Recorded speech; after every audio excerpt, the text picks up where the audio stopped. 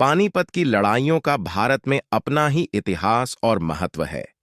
क्या आप जानते हैं कि पानीपत की लड़ाइयां किसके बीच हुईं और कब हुई? ऐसी लड़ाइयां हुई है जिन्होंने भारत के इतिहास को बदल कर रख दिया था।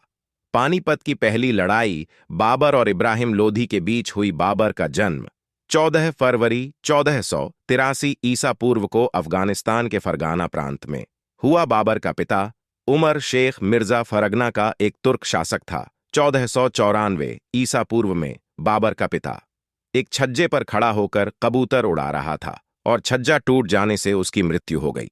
इस प्रकार बाबर महज 12 वर्ष की उम्र में फरगना की राजगद्दी पर बैठा और इब्राहिम लोदी का जन्म 1480 ईसा पूर्व में हुआ था।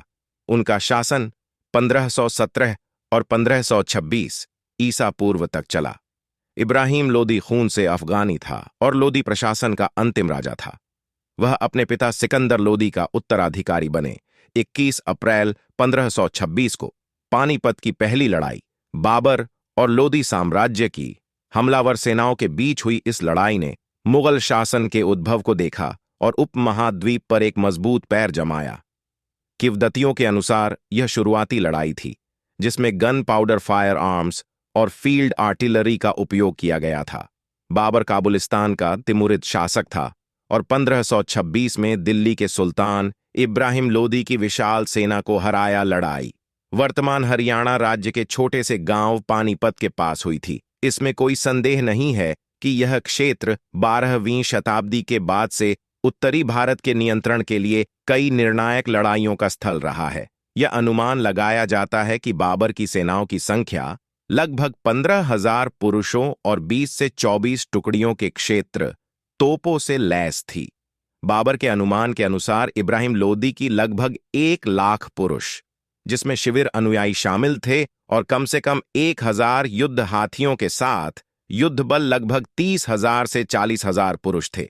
इब्राहिम लोदी के पास एक विशाल सेना थी, फिर भी वह बाबर से हार गया। ऐसा कहा जा सकता है कि यह तोपखाने तोप के कारण संभव हुआ। तोप की आवाज इतनी तेज थी कि उसने इब्राहिम लोदी के हाथियों को डरा दिया और लोदी के ही आदमियों को रौंद डाला। यह भी कहा जाता है कि बंदूकों और सभी के अलावा यह एक बाबर की रणनीति थी जिसने उसे जीत हासिल कराई। आपको बता दें कि बाबर द्वारा शुरू की गई नई युद्ध रणनीति तुलुगमा और अराबा थी। तुलुगमा में पूरी सेना को लेफ्ट, राइट और केंद्र जैसी 3 इकाइयों में विभाजित किया गया। लेफ्ट और राइट डिवीजनों को आगे फॉरवर्ड और रियर डिवीजनों में विभाजित किया गया था। इसके कारण एक छोटी सेना चारों ओर से दुश्मन को घेरने में सक्षम हो पाए। केंद्र फॉरवर्ड डिवीजन को अराबा प्रदान किए गए थे, जो दुश्मन का सामना करने वाली पंक्तियों में रखे गए थे और एक दूसरे से रस्सियों से बांधे गए थे। युद्ध में ही इब्राहिम लोदी मारा गया। मरने से पहले बाबर पंजाब, दिल्ली, बिहार जीत चुका था।